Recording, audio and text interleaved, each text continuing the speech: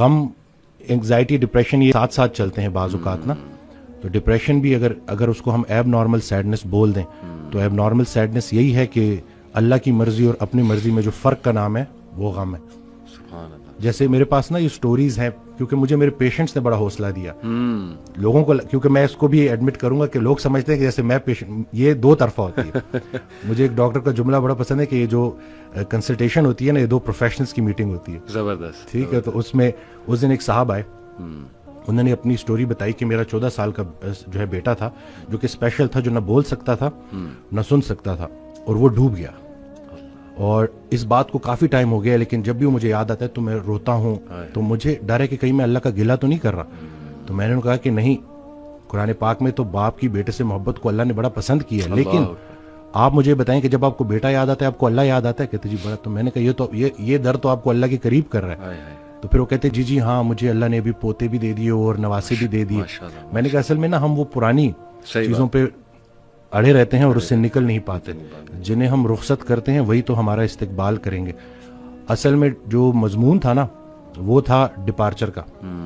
ہم ارائیول کو لے کے بیٹھے ہیں, ہماری ساری پرابلمز اس دنیا سے ریلیٹڈ ہیں. صحیح بات. اتنے اس کے ساتھ الجھ گئے ہیں کہ اب سنبھالا نہیں جا رہا. ہم زندگی گزار رہے ہیں اور زندگی کو نہیں سمجھ سکے تو ہم مرے بغیر موت کو کیا سمجھیں گے؟ جسے ہم موت سمجھ رہے ہیں ہو سکتا ہے وہ عین زندگی ہو. تو یہ ساری باتیں اور یہ وقت کے ساتھ, اور میں یہ سمجھتا ہوں کہ مجھے ان چیزوں سے اللہ نے اس لیے گزارا تاکہ میں ریلیٹ کر سکوں.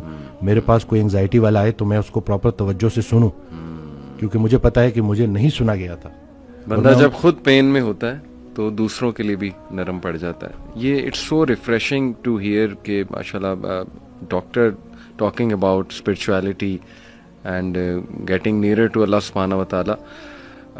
Really I am very inspired doctor صاحب. اللہ تعالیٰ آپ کو ہمت دے, جزائے خیر دے. یہ جو باتیں آپ نے کی, میں نوٹ کر رہا تھا کہ قرآن مجید میں, بلکہ اکثر میں جو میرے پاس لوگ آتے ہیں نا کاؤنسلنگ وغیرہ کے لیے, انہیں میں سمجھاتا ہوں کہ دیکھو قرآن میں کوئی بھی ایک سٹوری بھی ہوپ لیس نہیں ہے.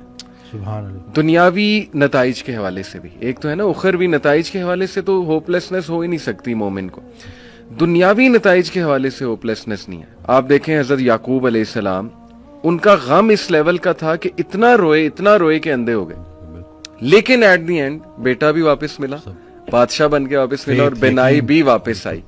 حضرت ایوب کا میں تفسیر پڑھا تھا ڈاکٹر صاحب, سورہ انبیاء میں کافی انبیاء کو اللہ تعالیٰ نے ڈسکس کیا ہے.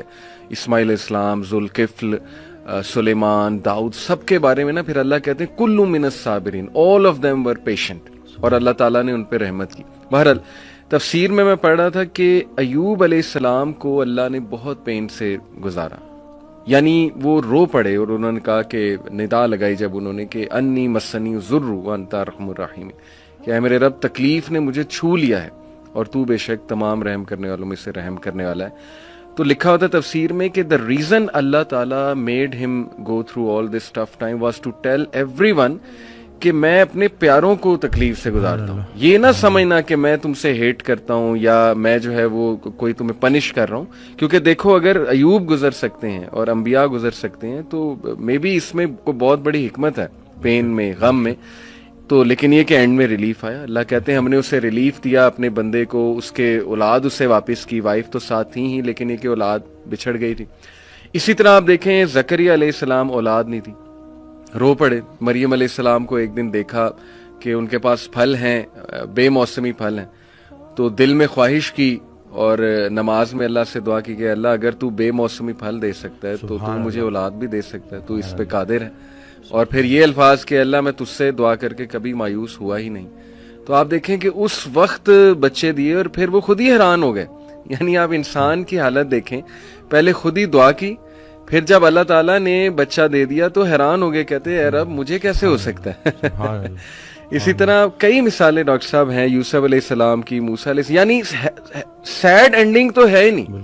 میں ہمیشہ انہیں سمجھاتا ہوں کہ دیکھو اللہ سے امید انسان سے لگاؤ گے تو سیڈ اینڈنگ ہے, وہ پھر سیڈ ہوگی. اللہ سے امید لگاؤ گے تو کوئی نہ کوئی ریپلیسمنٹ آ جائے گی, کوئی نہ کوئی راحت آ جائے گی, کہیں سے کچھ آ جائے گا, اللہ سنبھال لے گا.